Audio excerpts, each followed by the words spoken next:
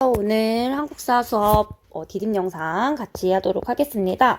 자, 우리 이제 오늘부터 2단원 근대 국민국가 수립운동에 대해서 배울 텐데요. 그 중에서 첫 번째 단원인 서구 열강의 접근과 조선의 대응에 대해서 배워보도록 하겠습니다. 자, 일단 먼저 첫 번째 이 시기가 되면은 제국주의 열강들이 이제 동아시아로 진출을 하면서 이 동아시아 쪽 국가들에게 와서 개항을 요구를 하게 됩니다. 그래서 이러한 시대적 배경에 대해서 간단하게 살펴보고 그 다음에 흥선대원군 시기의 내정과 국외 정세에 대해서 보도록 하겠습니다. 자, 먼저 이때는 이제 제국주의가 대두를 했는데요. 제국주의라고 하는 건 무엇이냐? 19세기 서구 열강이 우세한 경제력과 군사력을 앞세워서 이 식민지를 차지하려고 하는 대외 팽창 정책을 제국주의라고 합니다. 그래서 이 제국주의가 등장하게 된 배경은 이 산업혁명 이후에 이제 자본주의가 급성장을 하게 되면서 소수의 기업들이 시장을 지배하는 독점 자본주의가 형성이 돼요. 그러면서 이 자본을 투자할 수 있는 자본 투자처를 찾고 거기서 더 큰 부를 차지하려고 하는 이런 움직임들이 벌어지게 되고, 또한 소수의 기업이 시장을 지배를 하다 보니까 이곳에 들어가지 못한 다른 기업들은 다른 시장들을 찾는 이러한 일들이 일어나게 된다. 그러면서 보시면 여기 옆에 볼까요? 그러면서 이 제국주의라고 하는 것은 이런 독점 자본주의로 인해서 시장이 포화 상태가 이르르고, 그러면서 추가적인 자본을 투자하기 위해서 더 큰 시장을 찾아서 어디를 가는 거야? 이 식민지를 찾아가는 거죠. 거기에다가 이 식민지의 상황은 전혀 고려하지 않고 자국의 자민족의 발전만을 위하는 이런 배타적 민족주의가 합쳐진 게 제국주의라고 보시면 되겠습니다. 그래서 우리 민족의 번영, 우리 민족의 자본 투자, 우리 민족의 발전을 위해서 다른 민족들인 다른 국가들의 피해는 전혀 고려하지 않는 이러한 배타적 민족주의가 나중에 이제 침략과도 이어진다라고 볼 수가 있겠고요.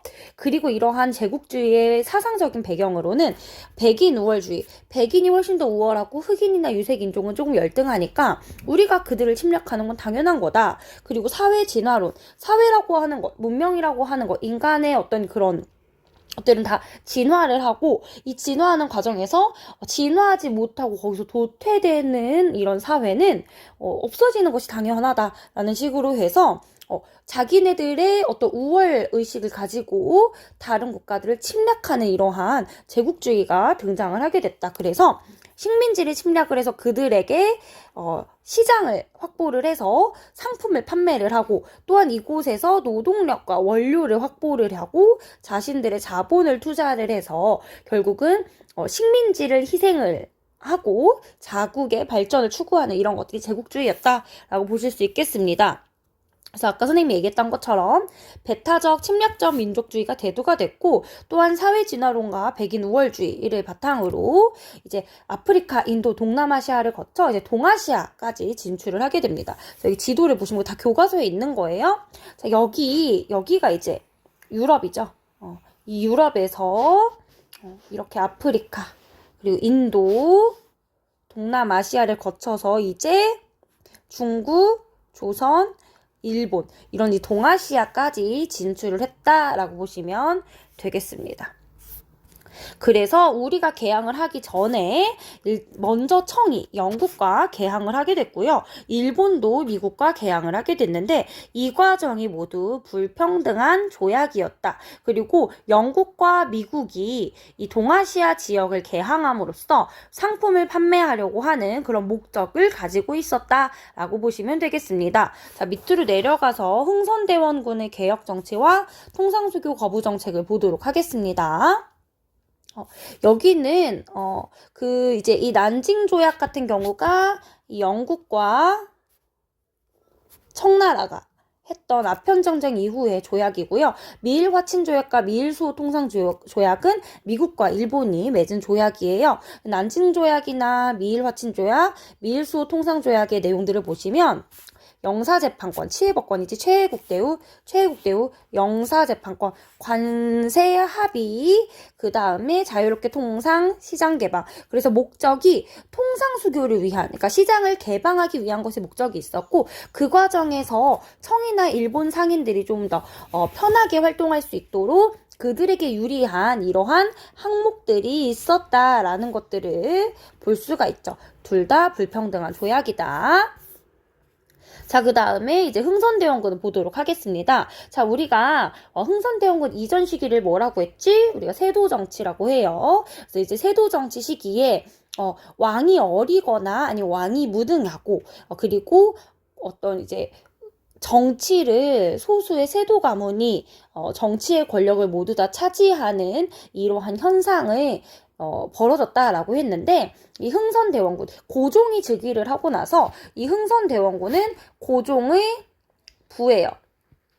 고종이 어린 나이에 즉위를 해요. 그래서 이 아버지가 섭정을 하는데, 이때 이제 흥선대원군이 왕권을 강화하고 정치기강을 확립을 하고, 또한 그 전에 삼정의 문란이 심했잖아. 이제 이런 것들을 여기 삼정의 문란, 세도정치 이런 식으로 국가기강을 확립하고 삼정의 문란을 다시 한번 이렇게 하려고 하는 그런 이제 정치를 펼친다라고 보시면 되겠습니다. 자, 그래서 이때 보시면 흥선대원군이 이제 집권할 시기에 상황이 세도 정치가 심했고 삼정의 문란이 심했고 그리고 국외에는 이양선이라고 해서 이상하게 생긴 배, 서양의 배가 통상을 요구를 하면서 막 우리 해안가에 출몰을 하는 그러한 일들이 있었어요. 그래서 이런 서양 열강의 침략적인 접근 이런 것들 때문에 사회 불안이 고조되는 이런 시기였다. 이 시기에 흥선대원군이 권력을 장악을 하고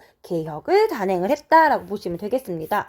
먼저 정치기강과 왕권 강화 정책 보도록 하겠습니다. 자, 먼저 세도정치를 타파하기 위해서 안동 김씨를 축출을 했고요. 그 다음에 이 세도정치가 권력을 가지고 있었던 이 비변사를 폐지를 하고, 비변사가 모든 권력을 다 가지고 있었잖아. 이 비변사가 가지고 있었던 권력을 다시 나눕니다. 그래서 의정부의 정치 권력은 나누고요. 그 다음에 비변사가 원래 가지고 있었던 군사적인 기능도 삼군부라고 하는 관청을 만들어서 이 관청에게 다시 군사권을 넘겨줘요. 원래 의정부랑 삼군부 체제로 원래 정치랑 군사를 나눠서 했었는데 이 삼군부가 조선 전기에 폐지가 됐었거든요. 이걸 다시 부활을 시킨 거죠. 그래서 비변사를 아예 없애버립니다. 그리고 사회가 많이 변했는데 이 법전이 그것을 따라잡지를 못하니까 대전회통 육전조례라고 하는 법전을 만들어서 기존의 법전이 정조 때 마지막으로 한 번 더 생기고 그 이후에 없었거든. 근데 그 사이에 변화들이 많이 생겨서 그런 것들을 좀 담는 이런 법 같은 것들을 만들었다. 그 다음에 왕권 강화 정책, 임진왜란, 병자호란 등등의 이 전쟁들이 일어나고 또한 국가 재정이 좀 좋지가 않았어가지고 경복궁이 불타버린 채로 제대로 전궁의 역할을 하지를 못했어요. 그래서 경복궁을 중건을 해서 왕의 위신을 세우려고 하는데 이제 문제는 뭐냐면 이 경복궁을 다시 중건하는데 돈이 많이 들어가. 그래서 원납전이라고 해서 이 원납전이 뭐냐면 이 원납전이 기부금이에요. 이 기부금을 받아가지고 경복궁 중건 비용이 됐는데 나중에 이걸 거의 반강제적으로 거두는 이런 좀 폐단이 있었고 그 다음에 양반들의 묘지에 있는 그러한 나무들을 벌목을 해서 경복궁의 이제 재료로 사용을 했어요. 그러니까 양반들이 사실 이 선조의 묘지를 건드는 거니까 싫어했겠죠. 그래서 이거 불만이 조금 있었고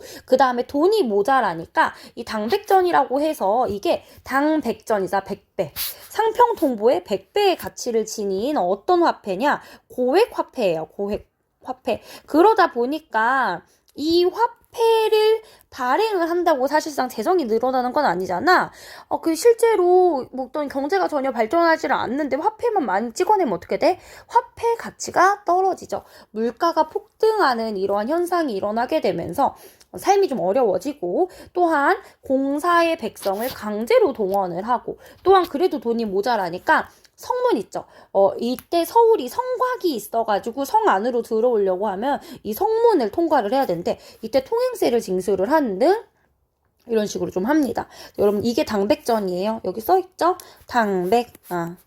당백전이다. 이렇게 보시면 되겠고, 자, 그 다음에 이런 식으로 이제 왕권 강화 정책을 펼쳤는데, 정치 기강을 좀 이런 식으로 확립도 하고, 폐단도 좀 없애려고 했지만, 경복궁 중건으로 돈을 너무 많이 쓰면서 사실 원성도 좀 들었다. 그 다음에 삼정개혁 부분 보도록 할게요. 삼정이 뭐야? 전정, 군정, 환곡이죠. 전정, 군정, 환곡. 이거 내가 너무 큰 걸로 했네. 전정, 군정, 환곡이었죠. 전정 같은 경우는 막 황무지에도 세금 매기고 이랬다고 했잖아. 그래서 다시 양전 사업을 실시를 해서요. 은결이 뭐냐면 누락되었던, 그러니까 은폐된 토지 있잖아. 토지가 실제로 있는데 그 토지를 이렇게 막 누락을 시켜가지고 세금을 안 냈던 이런 토지들을 이제 색출을 해서 이제 전정은 좀 해결을 했고요. 군정 같은 경우는 그 전에 이제 양반의 수가 너무 많아져서 군정을 내는 이 상민의 수가 줄어들었잖아. 근데 이제 호포제를 실시를 해서 양반에게도 군포를 징수하는, 이 호포제는요 집집마다 내는 거예요. 원래는 상민들에게만 내게 했었는데 이제는 집집마다 내게 해서 양반들도 군포를 내게 했다. 근데 환곡은 원래 그 전에 관에서 운영을 하다 보니까 지방관과 황리의 횡포가 상당히 심했었잖아. 이거를 사창으로 바꿔서 자치적으로 운영을 하게 함으로써 이제 관이 아예 간섭하지 못하도록 해서 이런 횡포를 차단했다. 그래서 삼정의 문란은 이때 혁파가 됐다라고 보시면 되겠고요. 그 다음에 서원이라고 하는 건 뭐냐? 이 서원은 원래 선현들의 제사, 유생들에게 제사를 지내는 그러한 이제 기관이면서 동시에 교육기관이었는데, 얘들이 이제 붕당의 근거지가 되기도 했고, 근처에 있는 농민들도 수탈하고 또 세금도 내지 않아서 국가의 재정에 전혀 도움이 되지 않았어. 그래서 그 많은 서원들을 거의 다 철폐를 해서 국가 재정을 어느 정도 확충을 했지만 이 양반들이 엄청나게 반대를 했다. 그래서 이 흥선대원군이 다양한 개혁 정책을 했는데, 경복궁 중건과 이 서원 때문에 이 양반들의 불만도 컸고, 그리고 이제 일반 상민들의 불만들도 좀 컸어요. 그래서 좀 일장일단이 있었다, 이렇게 보시면 되겠습니다. 자, 그래서 대원군이 이때 진실로 백성에게 해되는 것이 있다면 공자가 다시 살아나도 나는 용서하지 않겠다라고 하면서 서원이 백성에게 해가 되고 국가에도 도움이 되지 않는 그러한 공간이 됐기 때문에 철폐하겠다라고 하는 의지를 보여주는 사료라고 볼 수 있겠죠. 밑으로 내려가겠습니다. 자, 두 번째는요, 통상수교 거부 정책에 대해서 알아보도록 하겠습니다. 자, 이 당시에 이양선이 많이 출몰을 했다고 했죠. 그 이양선이 요구하는 게 바로 무엇냐? 우리나라에게 교류를 하자, 통상수교를 하게 하자라고 요구를 했는데, 이걸 어떻게 했다는 거야? 거부했다는 거야. 그러면 뭐 어떤 식으로 만났길래 너랑 절교할 거야 라고 이렇게 강령책을 펼쳤는지 그거를 좀 보도록 하겠습니다. 자, 밑으로 내려가서요.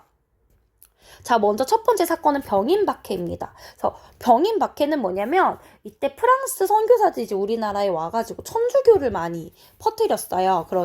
그러니까 이 프랑스 선교사를 처형을 하고 천주교인들을 이제 탄압을 한 사건이 있는데, 이게 바로 병인박해입니다. 병인년도에 일어난 천주교인 박해 사건이다라고 해서 이제 병인박해인데, 이때 이제 프랑스 선교사들이 좀 많이 피해를 입게 됩니다. 그러자 이 프랑스 선교사 중 이제 몇이 이제 중국 청나라로 가서 청에 있던 프랑스 이제 영사관이나 이런 데 가가지고 얘기를 해요. 그래서 이 병인박해를 구실로 프랑스 함대가 통상과 배상을 요구하면서 강화도로 침입을 해요. 그래서 강화도에서 이 문수산성에서 한 성근 삼랑선 정족산성에서 양원수 군대가 이 프랑스 군을 격퇴를 하면서 결국은 이 침입을 막아내게 됩니다. 근데 이때 퇴각할 때요, 프랑스군이 이 외규장각에 있는 도서를 약탈을 한 다음에 철수를 하게 됩니다. 이 외규장각은요, 규장각 여러분 기억나죠? 규장각에서 아주 중요하고 보관 가치가 있는 서적들을 좀 비교적 안전한 강화도에다가 보관을 한 건데, 강화도에 이때 침략이 많이 들어오면서 이때 그래서 의궤라든지 기타 국보급의 유물들이 많이 약탈이 됐다. 이제 병인 박해, 병인 양요는 둘 다 같은 해에 일어났고요. 이 해에 미국의 상선이니까 물건 사고 파는 이 제너럴 셔먼호가 평양, 대동강에 와서 통상을 요구하다가 충돌이 일어난 사건이 있었어요. 그래서 이때 충돌이 일어나가지고 결국 이제 우리가 제너럴 셔먼호를 이제 불태웠는데 이거를 가지고서 미국이 배상금 지불하고 통상 요구하자라고 하면서 우리한테 왔는데 우리가 거부를 해요. 그래서 신민년에 강화도를 침략을 합니다. 그래서 어제연이 이끄는 조선군이 광성보 지역에서 항전을 했는데 결국 패배했고요. 이때 어제연이라고 하는 장군이 타고 있었던 어제연 장군은 결국 여기서 전사를 하고요. 이 장군이 타고 있는 이 수자기가 빼앗기게 됩니다. 근데 이제 여기서 이제 우리가 패배를 했으니까 이제 미국 같은 경우는 좀 기다리면 항복을 하겠지라고 했는데 조선이 끝까지 항복을 하지 않아. 그래서 결국 미군이 철수를 하게 됩니다. 그리고 이 신미양요 앞 사건에 독일 상인이었던 오페르트가 통상 요구를 위해서 인지를 잡으려고 흥선대원군 아버지 남원군 묘를 도굴 해서 그곳에서 이제 나오는 걸로 인지를 잡으려고 했는데 이게 이제 인질은 아니죠.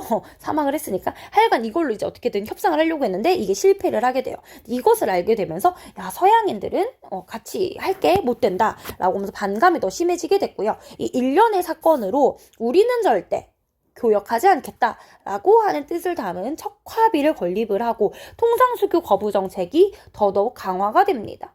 그래서 이 신미양요 때 보시면 그들은 항복 같은 건 아예 몰랐다. 사실 우리가 많이 불리한 상황이었는데도 끝까지 항전을 했던 모습들을 보여주고 있죠. 여기 정족상성, 문수산성, 이런 광성보 이런 전투들 기억하시면 되겠고요. 보시면 이게 신미양요 이후에 전국에 세웠던 척화비의 모습이에요. 여기 뭐라고 써있어? 양이 침범. 서양 오랑캐가 침범했을 때 비전 싸우지 않는 것, 즉 화의를 주장하는 거고 화의를 주장하는 것은 매국 나라를 파는 것이다. 그래서 즉 서양인들이 쳐들어오면 싸워야 한다. 척화비를 건립을 했죠. 그래서 여기까지 우리가 오늘 흥선대원군의 개혁정치, 통상수교 거부정책에 대해서 알아봤습니다. 그래서 개혁정치는 정치기강 확립과 왕권 강화 정책, 민생 안정 정책 어떤 것들이 있었는지 서원 철폐까지 기억하시면 되겠고요. 통상수교 거부 정책은 병인 박해부터 병인 양요, 그리고 제너럴 셔먼호 사건, 그 다음에 신미 양요 요 사이에 있었던 오페르트 도굴 사건까지 일련의 사건들을 통해서 흥선대원군이 척화비를 건립하게 되는 이 결과에 이르는 대외 정책 이어서 기억을 하시면 되겠습니다. 오늘 수업은 여기까지 할게요. 안녕.